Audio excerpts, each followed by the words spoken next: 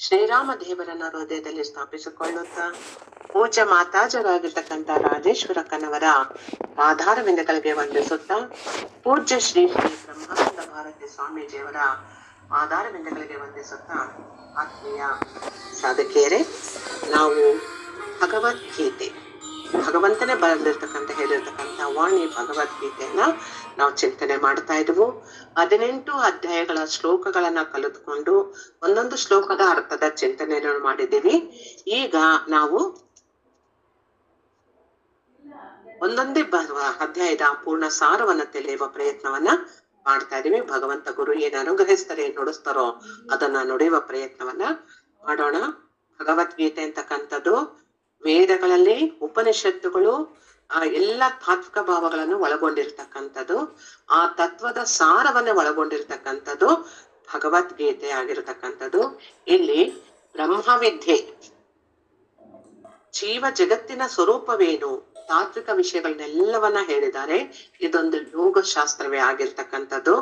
ಯೋಗ ಅಂದ್ರೆ ಒಂದುಗೂಡುವುದು ಅಂತ, ಜೀವಾತ್ಮನನ್ನ ಪರಮಾತ್ಮನ ಕಡೆಗೆ ಒಯ್ಯತಕ್ಕಂಥದಕ್ಕೆ ಯೋಗ ಅಂತ ಹೇಳಿರ್ತಕ್ಕಂಥದ್ದು. ಇಲ್ಲಿ ಎಲ್ಲಾ ವಿಷಯಗಳನ್ನ ಪೂರ್ಣವಾಗಿ ತಿಳಿಸಿಕೊಟ್ಟಿದ್ದಾರೆ. ಮೊದಲನೇದಾಗಿ ಅರ್ಜುನ ವಿಷಾದ ಯೋಗ. ಯಾಕೆ ಅರ್ಜುನನಿಗೆ ದುಃಖವಾಯಿತು, ಈ ಒಂದು ಎಲ್ಲವೂ ನಾನು ಯುದ್ಧ ಮಾಡೋದಿಲ್ಲ ಅನ್ನೋ ಅನೇಕ ಪ್ರಶ್ನೆಗಳನ್ನ ಕೇಳಿ ಉತ್ತರವನ್ನ ಪಡ್ಕೊಳ್ತಾನೆ. ಕೊನೆಗೆ ಅವನ ಸಂಶಯ ನಿವಾರಣೆ ಆಗಿರೋದಿಲ್ಲ.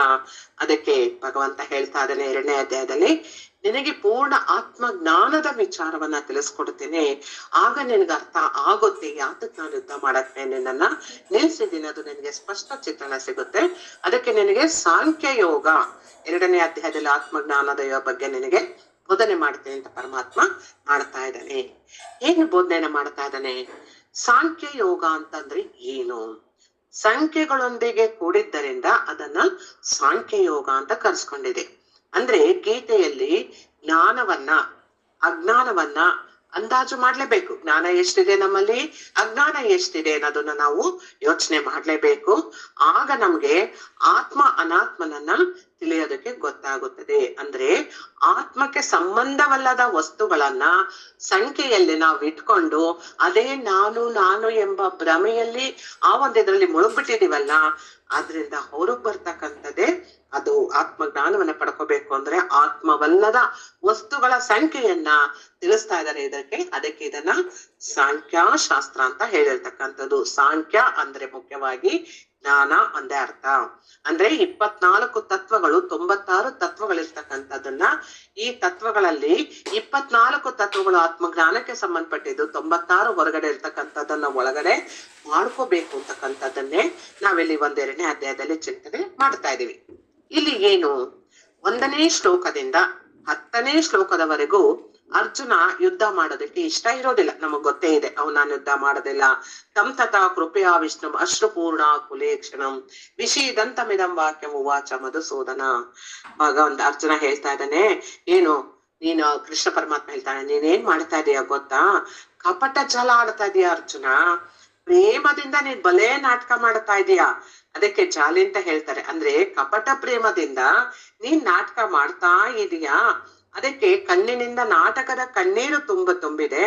ಅದಕ್ಕೋಸ್ಕರ ಮಧುಸೂದನ, ಇದು ನೀನ್ ಮಾಡ್ತಾ ಇರ್ತಕ್ಕಂಥ ನಾಟಕ ಅಂತ ನನ್ಗೆ ಅರ್ಥ ಆಗ್ತಾ ಇದೆ ಅಂತ ಕೃಷ್ಣನಿಗೆ ನಗು ಬರುತ್ತಂತೆ ಅರ್ಜುನನನ್ನ ನೋಡಿ. ಅದಕ್ಕೆ ಅವನು ಹೇಳ್ತಾನೆ, ಕುತಸ್ತ್ವ ಕಶ್ಮಲಮಿದಂ. ಅಂದ್ರೆ ಅರ್ಜುನ, ನಿನಗೆ ಈ ಮಲಮೂಢತ್ವ ಕಶ್ಮಲ ಹೆಚ್ಚಾಗಿ ಉಳ್ಕೊಂಡ್ಬಿಟ್ಟಿದೆ. ಹೇಗೆ ಉಳ್ಕೊಂಡಿದೆ ಅಂತಕ್ಕಂಥದನ್ನ ಅರ್ಜುನ ಯುದ್ಧ ಮಾಡಲು ಇಷ್ಟವಿಲ್ಲದೆ ವ್ಯಾಕುಲತೆಯಿಂದ ಶೋಕ ತಪ್ತನಾಗಿ ಭೀಷ್ಮ, ದ್ರೋಣಾಚಾರ್ಯರು ಇವ್ರನ್ನೆಲ್ಲ ನಾನ್ ಹೇಗೆ ಎದುರಿಸ್ಬೇಕು, ಇವ್ರ ಜೊತೆ ನಾನ್ ಹೇಗ್ ಯುದ್ಧ ಮಾಡ್ಬೇಕು ಅಂತ ಇವನು ಅಡಗಿರತಕ್ಕಂತಹ ಒಂದು ಧರ್ಮ ಚಿಂತನೆಯನ್ನ ಮಾಡ್ತಾನೆ. ಅದಕ್ಕೆ ಹೇಳ್ತಾನೆ, ಎಷ್ಟ್ ಹೇಳಿದ್ರು ಕುತಸ್ತ್ವ ಕಶ್ಮಲವಿದ, ಮನಸ್ಸಿನ ತುಂಬ ಅವನಿಗೆ ಕಶ್ಮಲವೇ ತುಂಬಿದೆ. ಅದಕ್ಕೋಸ್ಕರ ಈ ಭೂಮಿಗೆ ಬಂದಿರ್ತಕ್ಕಂಥವನು ಆರ್ಯವರ್ತನ ಅಂದ್ರೆ ಭೂಮಿ, ಆ ಯುದ್ಧ ಮಾಡಬೇಕನ್ಸುತ್ತೆ ಮಾಡು, ಇಲ್ದಿದ್ರೆ ಬಿಡು ಅಂತ ಅನ್ಬಿಟ್ಟು ಕುತಸ್ವ ಕಶ್ಮಲ, ನಿನಗೆ ಎಷ್ಟು ಹೇಳಿದ್ರು ನಿಂಗೆ ಅರ್ಥ ಆಗ್ತಾ ಇಲ್ಲ, ನೀನ್ ಅರ್ಥ ಮಾಡ್ಕೊಂಡು ಯುದ್ಧ ಮಾಡೋದಾದ್ರೆ ಮಾಡು, ಇಲ್ಲ ಬಿಟ್ಟು ಹಾಕು ಅಂತ ಅನ್ಬಿಟ್ಟು ಪರಮಾತ್ಮ ಅರ್ಜುನನಿಗೆ, ಮಕ್ಕಳಿಗೆ ನಾವು ಜೋರಾಗಿ ಗದ್ರಕೊಂತೀವಲ್ಲ ಆ ರೀತಿ ಹೇಳ್ತಾ ಇದ್ದಾನೆ. ಇನ್ನೂ ಕೋಪ ಬರುತ್ತೆ ಅವನಿಗೆ. ಎಷ್ಟ್ ಹೇಳಿದ್ರು ಇವ್ನಿಗೆ ಅರ್ಥ ಆಗ್ತಾ ಇಲ್ವಲ್ಲ, ಇವನು ಹೀಗೆ ಸಾಧನೆ ಮಾಡ್ತಾ ಇದ್ದಾನೆ ಅಂತ ಹೇಳಿ ನಾವು ಮಕ್ಳಿಗೆ ಹೇಳ್ತಿಲ್ಲ ದಂಡಂ ದಶಗುಣಂ ಅಂತ ಕೊನೆಯದಾಗಿ ಆ ರೀತಿ ಕೋಪ ಬಂದು ಪರಮಾತ್ಮ ಹೇಳ್ತಾ ಇದ್ದಾನೆ, ಕ್ಲೈಬ್ಯಮ್ಮಾಸ್ ಮಗಮ ಪಾರ್ಥ ನೈತ ತ್ವೈಪ ಬದ್ಧತೆ ಕ್ಷುದ್ರಂ ಹೃದಯ ದೌರ್ಬಲ್ಯಂ ತ್ಯಕ್ತೋತಿಷ್ಠ ಪರಂತಪ. ಪರಮಾತ್ಮ ನೀನು ನಟನೆ ಮಾಡ್ತಾ ಇರೋದು ನಿನ್ಗೆ ಅಭ್ಯಾಸ ಆಗೋಗ್ಬಿಟ್ಟಿದೆ. ಅಧರ್ಮದ ಪಕ್ಷದವರಿಗೆಲ್ಲ ಹಂಚಿದ್ರೆ ಅದರ ಬಗ್ಗೆ ನೀನ್ ಚಿಂತಿಸ್ತಾ ಇದೀಯಾ. ಆದ್ರೆ ನೀನ್ ಇಲ್ಲಿ ಮಾಡ್ಬೇಕಾದನ್ನು ವಾಸ್ತವವಾಗಿ ಚಿಂತಿಸು, ಹೊಸಗೆ ಚಿಂತಿಸು. ನೀನು ನಪುಂಸಕ, ನೀನು ಹೇಳಿ ಈ ಅಪ್ರಯೋಜಕನು, ನಿನ್ಗೆ ಏನ್ ಹೇಳಿದ್ರು ಪ್ರಯೋಜನವಿಲ್ಲ, ಹಾಗಾಗಿ ನಿನ್ಗೇನು ಹೇಳೋದು ಅರ್ಥವಿಲ್ಲ ಅನ್ನೋ ರೀತಿಯಲ್ಲಿ ಕ್ಲೈಬ್ಯಮ್ಮಾಸ್ ಮಗಮ ಪಾರ್ಥ ನೈತ ತ್ವೈಪ ಪದ್ಧತೆ ಅಂತ ಅಂದ್ಬಿಟ್ಟು ಒಂದು ಕೂಗಾಟವನ್ನ ಕೃಷ್ಣ ಪರಮಾತ್ಮ ಅರ್ಜುನನಿಗೆ ಹೇಳ್ತಾ ಇದ್ದಾನೆ. ಆದ್ರೂ ಸಹ ಅವನಿಗಾಗ್ತಾ ಇಲ್ಲ. ಮತ್ತೆ ಅದೇ ಪ್ರಶ್ನೆಗಳನ್ನ ಮಾಡ್ತಾ ಇದ್ದಾನೆ. ಕೊನೆಗೆ ಅವನು 11ನೇ ಒಂದು ಶ್ಲೋಕದಲ್ಲಿ 2ನೇ ಅಧ್ಯಾಯದ 11ನೇ ಶ್ಲೋಕದಲ್ಲಿ ಅವನಿಗೆ ಜ್ಞಾನೋದಯವಾಗುತ್ತೆ. ಅಶೋಚ ನನ್ವಚೋಚ ಸ್ವಂ ಪ್ರಜ್ಞಾವಾದಾಶ್ಚ ಭಾಷಸೆ ಗತಾಸೂನ ಗತಾಸೋಶ್ಚ ನಾನು ಶೋಚಂತಿ ಪಾಂಡವ. ಅಂದ್ರೆ ಏನು, ನೀನು ಏನ್ ಮಾಡ್ತಾ ಇದೀಯಾ ಅಂತಂದ್ರೆ ಸರ್ವ ಸಮಾನವಾಗಿ ಪ್ರತಿ ವ್ಯಕ್ತಿಗೆ ದೇಹ ಭಾವ ಅನ್ನೋದು ದೃಢವಾಗಿ ಇರ್ತದೆ. ಯಾರ ಬಗ್ಗೆ ಚಿಂತಿಸಬೇಕು ಅವ್ರ ಬಗ್ಗೆ ಚಿಂತಿಸ್ತಾ ಇಲ್ಲ, ಯಾರ ಬಗ್ಗೆ ತಿಳ್ಕೊಬಾರ್ದೋ ಅವ್ರ ಬಗ್ಗೆ ತಿಳ್ಕೊಂತಾ ಇದೀಯ, ಯಾರ ಬಗ್ಗೆ ತಿಳ್ಕೊಬೇಕೋ ಅವ್ರ ಬಗ್ಗೆ ನೀನು ತಿಳ್ಕೊಳ್ತಾನೆ ಇಲ್ಲ. ಹಾಗಾಗಿ ಅವಿವೇಕತನದಿಂದ ವರ್ತಿಸ್ತಾ ಇದೆಯಾ ಅರ್ಜುನ. ದೃಷ್ಟಿಯನ್ನ ಸರಿಯಾದ ರೀತಿಯಲ್ಲಿ ವ್ಯಾವಹಾರಿಕ ದೃಷ್ಟಿಯನ್ನ ತೆಗೆದು ಪಾರಮಾರ್ಥಿಕ ದೃಷ್ಟಿಯಿಂದ ಅಂತರಂಗದ ಒಳದೃಷ್ಟಿಯಿಂದ ನೀನ್ ಯೋಚನೆ ಮಾಡಿ ನೋಡು, ಆಗ ನಿನಗೆ ಅರ್ಥ ಆಗುತ್ತೆ ಅಂತ ಹೇಳಿದಾಗ ಆವಾಗ ಅರ್ಜುನನಿಗೆ ಜ್ಞಾನೋದಯವಾಗಿ ಈಗ ನನಗೆ ಮನಸ್ಸು ಇದು ಅರ್ಥವಾಗಿದೆ, ಶರೀರ ಈ ಶರೀರಕ್ಕೂ ನನಗೂ ಮಧ್ಯೆ ಏನು ವೈವಿಧ್ಯಮತೆ ಇದೆ ನನಗೆ ಅರಿವಾಗ್ತಾ ಇಲ್ಲ. ಈ ಶರೀರದ ಭಾವದಲ್ಲಿ ನಾನು ಹೇಳ್ತಾ ಇದ್ದೆ ಅಂತ ಅರ್ಥ ಆಯ್ತು, ಆದ್ರೆ ಈ ಶರೀರಕ್ಕೂ ಈ ಒಂದು ಮನಸ್ಸಿಗೂ ಮಧ್ಯದಲ್ಲಿ ವೈವಿಧ್ಯತೆ ಏನಿದೆ ಇದ್ ನನ್ಗೆ ಅರ್ಥ ಆಗ್ತಾ ಇಲ್ಲ, ಇದು ನನಗೆ ತಿಳಿಸ್ಕೊಡು ಭಗವಂತ ಅಂತ ಅನ್ಬಿಟ್ಟು ಅಶೋಚ ನನ್ನ ಶೋಚ ಸ್ವಂ ಪ್ರಜ್ಞಾವಾದಾಂಶ ಭಾಷಸೆ. ಈಗ ಪ್ರಜ್ಞೆ ಒಂದು ವಾದದಿಂದ ಅವನಿಗೆ ಒಂದು ಸ್ಥಿತಿಗೆ ಬಂತು. ಹೇಳ್ತಾ ಇದ್ದಾನೆ ಕಾರ್ಪಣ್ಯ ದೋಷೋಪ ಅಥ ಸ್ವಭಾವ. ಅಂದ್ರೆ ಶರೀರವೇ ಮಾಧ್ಯಮ, ಅಂದ್ರೆ ಶರೀರವು ಒಂದು ಪರಿಕರ, ಇದು ಒಂದು ಸಾಧನೆ ಅಷ್ಟೇ ಹೊರತು ಅದೇ ಪ್ರಾಧಾನ್ಯವಲ್ಲ. ಯಾಕೆಂದ್ರೆ ಶರೀರವು ನಮಗ್ ಮೊದ್ಲಿಂದಲೂ ಗೊತ್ತಿದೆ, ದೇಹ ಒಂದು ಉಪಾಧಿ, ಒಂದು ಯಂತ್ರ. ಈ ಆತ್ಮಕ್ಕೆ ಕಾವಲುಗಾರನಾಗಿ ದೇಹವಿದೆ ಅಷ್ಟೇ. ಈ ಆತ್ಮದ ಜ್ಞಾನದ ಸಾಧನೆ ಮಾಡ್ಬೇಕಾದ್ರೆ ಈ ದೇಹವೆಂಬ ಉಪಾಧಿಯನ್ನ ಚೆನ್ನಾಗಿ ಇಟ್ಕೋಬೇಕು, ಆರೋಗ್ಯಕರವಾಗಿ ಇಟ್ಕೋಬೇಕು, ಅದಕ್ಕೆ ಪೂರ್ಣವಾದ ಆರೈಕೆಯನ್ನು ಮಾಡ್ಬೇಕು. ಆದ್ರೆ ನಾವು ಎಲ್ಲಿ ಎಡುತ್ತಾ ಇದೀವಿ ಅಂತಂದ್ರೆ ಈ ಶರೀರವೇ ನಾನು ಅಂತ ನಂಬ್ಕೊಂಡ್ಬಿಟ್ಟಿದೀವಿ. ಈ ಶರೀರದಿಂದಲೇ ಎಲ್ಲ ನಡೀತಾ ಇರೋದು, ಶರೀರನೇ ಎಲ್ಲ ಇರೋದು ಅಂತ ಭ್ರಮೆಗೆ ಒಳಗಾಗ್ಬಿಟ್ಟಿದೀವಿ. ಇದು ಒಂದು ಉಪಾಧಿ, ಇದು ಒಂದು ಯಂತ್ರ ಅನ್ನೋದು ನನಗಿನ್ನು ಮನವರಿಕೆ ಆಗ್ತಾನೆ ಇಲ್ಲ. ಇಲ್ಲಿ ಅರ್ಜುನನಿಗೂ ಅದೇ ಕೆಲಸ ಆಗ್ತಾ ಇದೆ. ಅದಕ್ಕೆ ಹೇಳ್ತಾರೆ ಧರ್ಮ ಸಮೂಢ ಚೇತಾಹ, ಅಂದ್ರೆ ಒಂದು ತಪ್ಪು ಮಾಡಿದ್ರೆ ಹೇಗೆ ಒಂದು ಏಟು ಚೆನ್ನಾಗಿ ಬೀಳ್ತದೋ ಆ ಏಟು ಬಿದ್ದಾಗ ಗೊತ್ತಾಗುತ್ತಲ್ಲ ಶರೀರಕ್ಕೆ ನೋವಾಗುತ್ತೆ. ಒಂದ್ ಏಟ್ ಕೊಟ್ಟಾಗ ನೋವಾಗುತ್ತಲ್ಲ, ನೋವಾಗ್ತಿದೆ ಹೊಡಿಬೇಡ ಅಂತ ಹೇಳ್ತೀವಿ. ಅಂದ್ರೆ ಶರೀರಕ್ಕೆ ಏಟು ಬಿದ್ದಾಗ ಶರೀರಕ್ಕೆ ನೋವಾಯ್ತು ಅಂತ ಗೊತ್ತಾಯ್ತಲ್ವೇ, ಅದೇ ರೀತಿಯಾಗಿ ನಿನ್ನ ಮನಸ್ಸಿಗೂ ಏಟು ಬಿದ್ದಿದೆ, ಆ ಮನಸ್ಸನ್ನ ಪರಿಶೀಲನೆ ನೀನು ಮಾಡ್ಕೋಬೇಕು ಅಂತ ಹೇಳ್ತಾ ಇದ್ದಾನೆ ಭಗವಂತ. ಆತ್ಮಸಾಕ್ಷಿ ಇದಕ್ಕೆ ಒಪ್ತಾ ಇಲ್ಲ ಅಂತ ಹೇಳ್ಬೇಡ, ಪ್ರಶ್ನೆಯನ್ನ ಮತ್ತೆ ಮತ್ತೆ ಮಾಡ್ಬೇಡ. ಯಾಕೆ ಅಂತಂದ್ರೆ ಈಗ ನಿನಗೆ ಒಂದು ಮಗು ಚಿಕ್ಕ ಮಗು ಉದಾಹರಣೆ ಹೇಳ್ಬೇಕು ಅಂದ್ರೆ, ಒಂದು ಮಗುಗೆ ಈಗ ಒಂದು ಚಾಕ್ಲೇಟ್ ಬೇಕಾಗಿದೆ, ಆ ಚಾಕ್ಲೇಟ್ ಅನ್ನ ಕೊಟ್ಟಿದೆ, ಆ ಚಾಕ್ಲೇಟ್ ರ್ಯಾಪರ್ ಬಿಡಕ್ಕೆ ಸಿದ್ವಿಲ್ಲ, ಅಳ್ತಾ ಇದೆ ಮಗು. ಅಂದ್ರೆ ಆ ಚಾಕ್ಲೇಟಿನ ರ್ಯಾಪರ್ ಒಳಗೆ ಇರ್ತಕ್ಕಂಥ ಚಾಕ್ಲೇಟ್ ಮಾತ್ರ ನಾನ್ ತಿಂತಾ ಇರ್ತಕ್ಕಂಥದ್ದು, ಈ ಚಾಕ್ಲೇಟ್ ಪೇಪರ್ಗೂ ಆ ಒಳಗಿನ ಚಾಕ್ಲೇಟ್ಗೂ ಸಂಬಂಧ ಇಲ್ಲ ಅನ್ನೋದು ಆ ಮಗುಗೆ ಅರ್ಥ ಆಗ್ತಾ ಇಲ್ಲ. ಆ ಮಗು ಏನ್ ಮಾಡ್ತಾ ಇದೆ, ಚಾಕ್ಲೇಟ್ ಅನ್ನ ಬಾಯಿಗಿಟ್ರೂ ಸಹ ಆ ಚಾಕ್ಲೇಟ್ ಪೇಪರ್ ಅನ್ನ ಬಿಸಾಕಕ್ಕೆ ಬಿಡ್ತಾ ಇಲ್ಲ ಮಗು. ಅಷ್ಟು ಹಠ ಮಾಡ್ತಾ ಇದೆ, ನಂಗ ಆ ಚಾಕ್ಲೇಟ್ ರ್ಯಾಪರು ಬೇಕೇ ಬೇಕು ಅನ್ನೋ ಹಾಗೆ ಅದು ಹಠ ಮಾಡ್ತಾ ಇದೆ.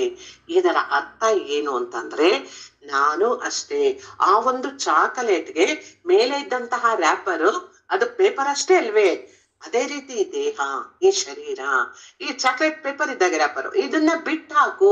ಇದರ ಒಳಗಿರುವ ಚಾಕ್ಲೇಟ್ ನೀನ್ ತಿಂದು ಸಿಹಿಯನ್ನ ಸವಿದೆ ಅಲ್ವಾ? ಅದೇ ರೀತಿ ನಿನ್ನ ಒಂದು ಅಂತಃಕರಣದ ಒಳಗೆ, ಆತ್ಮ ಜ್ಞಾನದ ಒಳಗೆ ಆತ್ಮ ಅಂತಕ್ಕಂಥದ್ದಿದೆ. ಆ ಆತ್ಮದ ದೃಷ್ಟಿಯಿಂದ ನೀನು ಒಂದು ಜ್ಞಾನವನ್ನ ಪಡೆದುಕೊಳ್ಳುವ ಪ್ರಯತ್ನ ಮಾಡು. ಚಾಕೊಲೇಟ್ ಹೇಗೆ ಸಿಹಿಯಾಗಿದೆ, ಅಮೃತವಾಗಿದೆ ಅಂತ ಮಗುಗೆ ಎಷ್ಟು ಖುಷಿ ಆಯ್ತು, ಅದೇ ರೀತಿ ನಿನಗೂ ಸಹ ಈ ಒಂದು ಜ್ಞಾನವನ್ನ ತಿಳ್ಕೊಂಡ್ರೆ ಮನಸ್ಸು ಸಿಹಿಯಾಗಿ ಈ ವ್ಯಾಪಾರ ಬಿಟ್ಟು ಹೋಗ್ಬೇಕು, ಅಂದ್ರೆ ನಿನ್ನ ಶರೀರ ಭಾವವನ್ನ ಬಿಟ್ಟು ಹೋಗ್ಬೇಕು ಅನ್ನೋದನ್ನ ಪರಮಾತ್ಮ ಇಲ್ಲಿ ತಿಳಿಸ್ಕೊಡ್ತಾ ಇದ್ದಾನೆ. ಯಾಕೆಂದ್ರೆ ಆ ಮಾತ್ರ ಸ್ಪರ್ಶಾಸ್ತು ಕೌಂತೆಯ ಶೀತೋಷ್ಣ ಸುಖ ದುಃಖದಾಹ ಆಗಮ ಪಾಯಿನೋ ನಿತ್ಯ ಸ್ವಾಂತಿತಿಕ್ಷಸ್ವ ಭಾರತ. ಅಂದ್ರೆ ಏನು? ಆಗಮ ಪಾಯಿನೋ ನಿತ್ಯ ಬರ್ತಾ ಇರ್ತವೆ, ಹೋಗ್ತಾ ಇರ್ತದೆ ಸ್ಪರ್ಶಗಳು, ಎಲ್ಲ ಒಂದು ಜ್ಞಾನದ ಮಾತುಗಳು ಸ್ಪರ್ಶ ಆಗ್ತಾ ಇರ್ತದೆ, ಆಗಮ ಬರ್ತವೆ ಹೋಗ್ತಾ ಇರ್ತದೆ, ಜೀವನದಲ್ಲಿ ಕಷ್ಟ ಸುಖಗಳು ಬರ್ತವೆ ಹೋಗ್ತಾ ಇರ್ತದೆ. ಆಗಮ ಪಾಯಿನೋ ನಿತ್ಯ ಸ್ವಾಂತಿತಿಕ್ಷಸ್ವ ಭಾರತ. ಆದರೆ ನೀನು ಸಹನೆಯಿಂದ ಇರುವುದನ್ನ ಮರಿಬೇಡ. ಸಹನೆ ವೆರಿ ವೆರಿ ವೆರಿ ಇಂಪಾರ್ಟೆಂಟ್. ಸಹನೆನ ಯಾವಾಗ ಕಳ್ಕೊಂತೀವಿ, ನಾವು ಆಲೋಚನಾ ದೃಷ್ಟಿಗಳು ಸಹ ಬೇರೆ ಆಗುತ್ತೆ, ಮನಸ್ಸಿನ ಭಾವಗಳು ವಿಕಲ್ಪವಾಗ್ತದೆ. ಅದಕ್ಕೆ ಸಹನೆಯಿಂದ, ತಾಳ್ಮೆಯಿಂದ, ವಿವೇಕದಿಂದ ವಿಚಾರ ಮಾಡು. ಯಾವ ರೀತಿ ಮಾಡೋದು? ಅದಕ್ಕೊಂದು ದೃಷ್ಟಾಂತ. ಒಂದು ಸಾರಿ ಒಂದು ಆಶ್ರಮದಲ್ಲಿ ಗುರುಗಳು ಮತ್ತೆ ಶಿಷ್ಯರು ಎಲ್ಲರೂ ಇರ್ತಾರೆ. ಅಲ್ಲಿ ಪರಂಗಿ ಗಿಡಗಳು ತುಂಬಾ ಇರ್ತವೆ, ಪರಂಗಿಯನ್ನ ಬೆಳಿತಾ ಇರ್ತಾರೆ. ಈ ಹಾಲಿಡೇಸ್ ಬಂದಾಗ ಮಕ್ಳೆಲ್ಲ ಅವ್ರವ್ರ ಅಮ್ಮನ ಮನೆಗೆ ಹೊರಟೋಗಿರ್ತಾರೆ. ಇಲ್ಲಿ ಶಿಷ್ಯರು ಗುರುಗಳು ಮಾತ್ರ ಉಳ್ಕೊಂಡಿದ್ದಾರೆ. ಅದಕ್ಕೆ ಅವ್ರೇನ್ ಮಾಡಿದ್ರು, ಮನೆ ತೋಟ ತುಂಬಾ ಪರಂಗಿ ಇದೆ ಅಂತ ಹೇಳ್ಬಿಟ್ಟು ಪ್ರತಿನಿತ್ಯವೂ ಸಹ ಪರಂಗಿಯದೆ ಒಂದು ಪಲ್ಯ, ಸಾರು, ಕೋಸಂಬರಿ, ಗೊಜ್ಜು, ಹುಳಿ, ಈ ತರ ಪರಂಗಿದೆ ಪ್ರತಿನಿತ್ಯ ಐಟಮ್ ಮಾಡ್ತಾ ಇರ್ತಾರೆ. ಈ ಶಿಷ್ಯರಿಗೆಲ್ಲ ದಿನಾ ಪರಂಗಿ ಹಣ್ಣು ತಿಂದು ತಿಂದು ತಿಂದು ಬೇಜಾರಾಗೋಗುತ್ತೆ.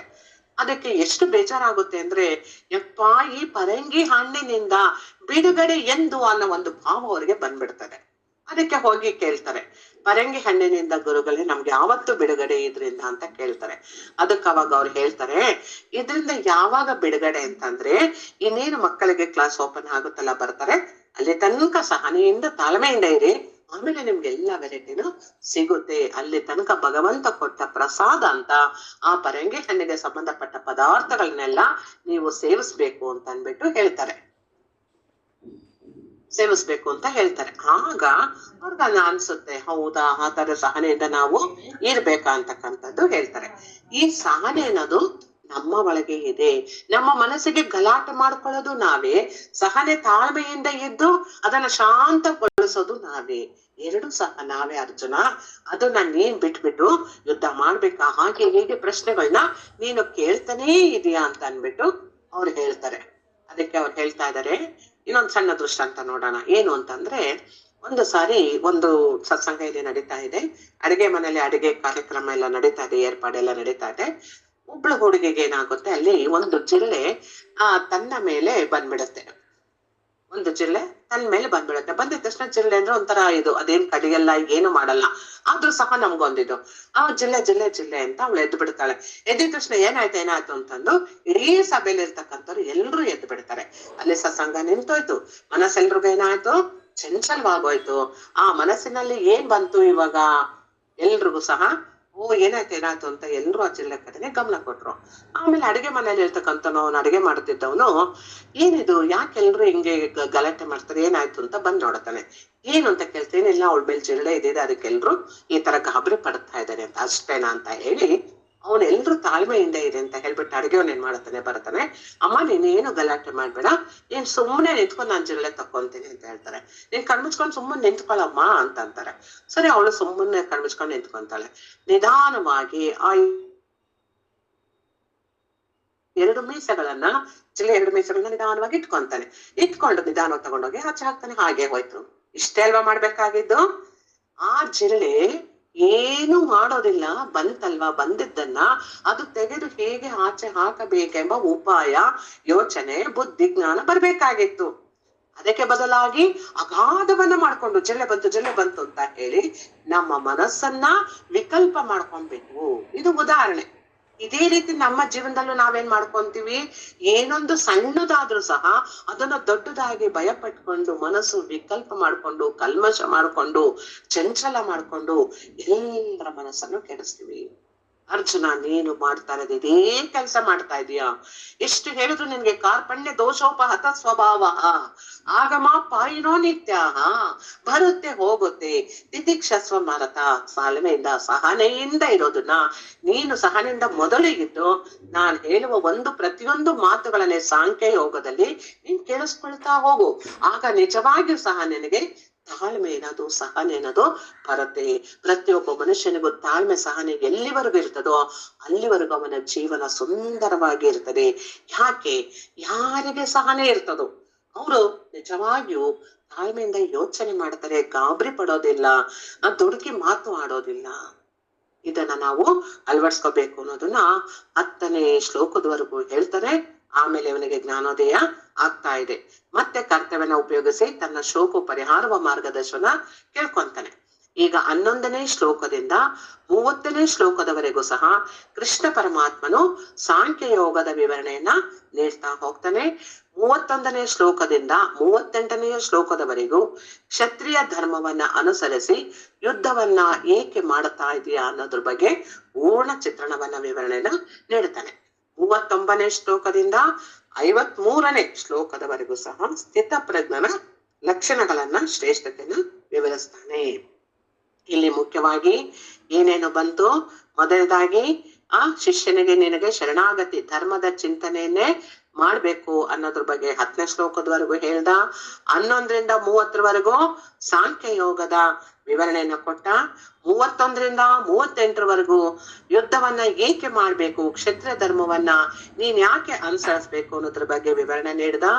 39ನೇ ಶ್ಲೋಕದಿಂದ 53ನೇ ಶ್ಲೋಕದವರೆಗೂ ಸ್ಥಿತ ಪ್ರಜ್ಞಾ ಜಾಗೃತವಾಗಿರ್ಬೇಕು. ಯಾವಾಗ್ಲೂ ಪ್ರಜ್ಞೆನ ನಾವು ಯಾವ್ದ ಕಡೆಗೂ ಕೊಡಬಾರ್ದು, ಅದರ ಲಕ್ಷಣಗಳೇನು, ಅದರ ಶ್ರೇಷ್ಠತೆ ಏನು ಅನ್ನೋದ್ರ ಬಗ್ಗೆ ವಿವರಿಸಿದ್ದಾರೆ. ಈಗ ಮೊದಲದಾಗಿ ನಾವು ಈ 10 ಶ್ಲೋಕಗಳ ಅವನಿಗೆ ಧರ್ಮದ ಬಗ್ಗೆ ನೀನ್ ಚಿಂತನೆ ಮಾಡ್ಬೇಕು, ದ್ರೋಣಾಚಾರ್ಯರು ಹೇಗೆ ಎದುರಿಸಲಿ ಎಂದು ಶ್ರೀಕೃಷ್ಣ ಪ್ರಶ್ನಿಸ್ತಾ ಇರ್ಬೇಕಾದ್ರೆ ಧರ್ಮ ಚಿಂತನೆಯನ್ನ ಗುರುತಿಸುವಂತೆ ಕೃಷ್ಣನಿಗೆ ಬೋಧನೆಯನ್ನ ಮಾಡ್ದ. ಇವೆಲ್ಲವೂ ಸಹ ಆತ್ಮರೂಪವಲ್ಲವೆಂದು ಅವುಗಳನ್ನ ಬಿಟ್ಬಿಟ್ಟೇನ್ ಮಾಡು, ಈ ತತ್ವಗಳೆಲ್ಲದಕ್ಕೂ ಸಹ ಸಾಕ್ಷಿಯಾಗಿರ್ತಕ್ಕಂತಹ ಪರಮಾತ್ಮನನ್ನ ಅರಿಯುವುದೇ ಸಾಂಖ್ಯ ವಿದ್ಯೆ. ಸಾಂಖ್ಯ ವಿದ್ಯೆ ಅಂತಂದ್ರೆ ಏನು? ಸಂಶೋಧನೆ ಮಾಡು, ಅದರ ಪರ್ಫೆಕ್ಟ್ ರಿಸಲ್ಟ್ ಏನಿದೆ ಅದನ್ನ ತಿಳ್ಕೊಂಡಾಗ ನಿನಗೆ ಗೊತ್ತಾಗುತ್ತೆ ಇದು ಯಾವುದು ಸಹ ಆತ್ಮರೂಪವಲ್ಲ. ಇವೆಲ್ಲವೂ ಸಹ ಕೇವಲ ಶರೀರ ರೂಪದಲ್ಲಿ ದೇಹ ಮನಸ್ಸು ಬುದ್ಧಿಗಳಿಗೆ ನಡೀತಾ ಇದೆ. ಈ ತತ್ವಗಳೆಲ್ಲವನ್ನು ಸಹ ಸಾಕ್ಷಿಯಾಗಿರುವ ಪರಮಾತ್ಮ, ಈ ತತ್ವಗಳಿಗೆಲ್ಲ ಸಾಕ್ಷಿ ಯಾರು? ಪರಮಾತ್ಮ. ಅವನನ್ನ ನೀನು ಅರ್ಥ ಮಾಡಿಕೊಳ್ಳುವ ಪ್ರಯತ್ನವನ್ನ ಮಾಡು. ಅದೇ ನಿಜವಾದ ಸಾಂಖ್ಯ ವಿದ್ಯೆ, ಆತ್ಮವಿದ್ಯೆ ಅಂತಕ್ಕಂಥದ್ದು. ಈ ಅಧ್ಯಾಯದಲ್ಲಿ ಮುಖ್ಯವಾಗಿ ನಮ್ಗೆ ಏನ್ ತಿಳಿಸ್ಕೊಡ್ತಾರೆ ಅಂತಂದ್ರೆ ಆತ್ಮ ಸ್ವರೂಪವು ಪೂರ್ಣವಾಗಿ ನಮ್ಗೆ ಅರ್ಥ ಆಗೋಗುತ್ತೆ. ಯಾಕೆ? ಈ ಪ್ರಪಂಚದಲ್ಲಿ ಜಲ, ಅಗ್ನಿ, ಭೂಮಿ, ಆಕಾಶ, ಗಾಳಿ ಈ 5ರಿಂದ ಅಂದ್ರೆ ಪಂಚಭೂತಗಳಿಂದ ಉಂಟಾಗಿರ್ತಕ್ಕಂಥದ್ದು ಈ ದೇಹವು ಭೌತಿಕ ಸ್ವರೂಪವಾಗಿರ್ತಕ್ಕಂಥ ಶರೀರ. ಇದು ಯಾವತ್ತಿದ್ದರೂ ನಾಶ ಹೊಂದುತ್ತದೆ. ಇದಕ್ಕೂ ನನಗೆ ಯಾವ ಸಂಬಂಧವೂ ಇಲ್ಲ. ಯಾಕೆಂದ್ರೆ ಪಂಚಭೂತಗಳಿಂದ ಆಗಿರ್ತಕ್ಕಂಥ ಶರೀರ ಮತ್ತೆ ಪಂಚಭೂತಗಳಿಗೆ ಹೋಗಿ ಸೇರ್ತಕ್ಕಂಥದ್ದು.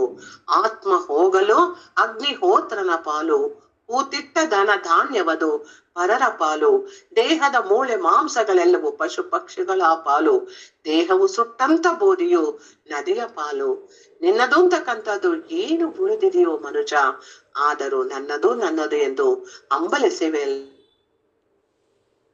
ಆಯ್ತಲ್ವ? ಇವಾಗ ನಮ್ಗೆ ಯಾವ್ಯಾದ್ರಿಂದ ನಮ್ಮ ಶರೀರ ಉಂಟಾಯ್ತೋ, ನಮ್ಮ ಶರೀರ ಹೋದ್ಮೇಲೆ ಅವ್ರವ್ರ ಪಾರ್ಟ್ಸ್ ಅವ್ರವ್ರು ಏನೇನ್ ಕೊಟ್ಟಿದ್ರೋ ಅದನ್ನ ಅವ್ರವ್ರು ವಾಪಸ್ಸು ತಗೊಂಡ್ಬಿಟ್ರು. ಅಲ್ಲಿಗೆ ನಿಂದು ಅಂತಕ್ಕಂಥದ್ದು ಏನು ಉಳಿತಕ್ಕ? ಆದ್ರೂ ಸಹ ನಿನ್ನ ಅಜ್ಞಾನದಿಂದ ನಂದು ಅಂತ ಅನ್ಕೊಂತಾ ಇದೆಯಲ್ಲ, ಅದನ್ನ ನೀನ್ ತೆಗೆದು ಹಾಕ್ಲೇಬೇಕು. ಆಗ ಮಾತ್ರ ನಿನಗೆ ಅರ್ಥ ಆಗುತ್ತೆ ಈ ದೇಹ ಕೇವಲ ಪಂಚಭೂತಗಳಿಂದ ಬಂದಿದ್ದು, ಪಂಚಭೂತಗಳಿಗೆ ಹೋಗುತ್ತೆ. ನಾನು ಶಾಶ್ವತ. ದೇಹ ಹೋಗುತ್ತೆ ಬರುತ್ತೆ, ಆದ್ರೆ ಆತ್ಮಕ್ಕೆ ಸಾವಿಲ್ಲ. ಇದನ್ನ ನಾನು ಚೆನ್ನಾಗಿ ಅರ್ಥ ಮಾಡ್ಕೋಬೇಕು ಅಂತ ಅನ್ಬಿಟ್ಟು ಭಗವಂತ ಅರ್ಜುನನ ನಿಮಿತ್ತವಾಗಿಟ್ಕೊಂಡು ನಮ್ಗೆಲ್ರಿಗೂ ಬೋಧನೆಯನ್ನ ಮಾಡ್ತಾ ಇದ್ದಾನೆ. ಅದಕ್ಕೆ ನಾವಿಲ್ಲಿ ಮುಖ್ಯವಾಗಿ ಏನಕ್ಕೆ ಪ್ರಾಮುಖ್ಯತೆ ಕೊಡ್ಬೇಕು? ಆತ್ಮ ಸ್ವರೂಪವನ್ನ ಒಂದೊಂದರಲ್ಲೂ ಸಹ ಚೆನ್ನಾಗಿ ಅರ್ಥ ಮಾಡ್ಕೊಳ್ತಾ ಹೋಗ್ಬೇಕು. ಅದಕ್ಕೆ ಹೇಳ್ತಾರೆ ಏನು ಅಂತಂದ್ರೆ, ಅಧಿಕವಾದ ಜ್ಞಾನಕ್ಕೆ ಸಂಬಂಧಪಟ್ಟ ವಿಷಯಗಳನ್ನ ಬೋಧಿಸುವುದರಿಂದ ಸಾಂಖ್ಯ ಯೋಗ ಅಂತ ಇದನ್ನ ಕರೆದಿದೆ. ಅರ್ಜುನ ಬಂಧು ಮಿತ್ರರು ಸೋದರು ಅನ್ನನ್ನೆಲ್ಲಾನು ಸಹ ನೀನು ನಾಶ ಮಾಡ್ತಾ ಇರೋದು ರಾಜ್ಯದ ಅಧಿಕಾರಕ್ಕಾಗಿ ಸಂಹಾರ ಮಾಡುವುದು ಪಾಪ ಎಂಬ ಭ್ರಮೆಯನ್ನ ಹೊಂದಿ ದುಃಖದಲ್ಲಿ ಮುಳುಗಿ ಹೋಗಿದೀಯಾ? ಆ ಪಾಪ ಅವನ್ನೆಲ್ಲ ಮಾಡ್ಬೇಕಾ, ಅವನ್ನೆಲ್ಲ ಸಂಹಾರ ಮಾಡ್ಬೇಕಾ, ಇವನ್ನೆಲ್ಲ ಇದ್ ಮಾಡ್ಬೇಕಾ ಅಂತ ಅನ್ಬಿಟ್ಟು ಈ ಒಂದು ಆಲೋಚನೆಯಲ್ಲಿ ಮುಳುಗಿದ್ಯಾ? ಒಂದ್ ನಿಮಿಷ.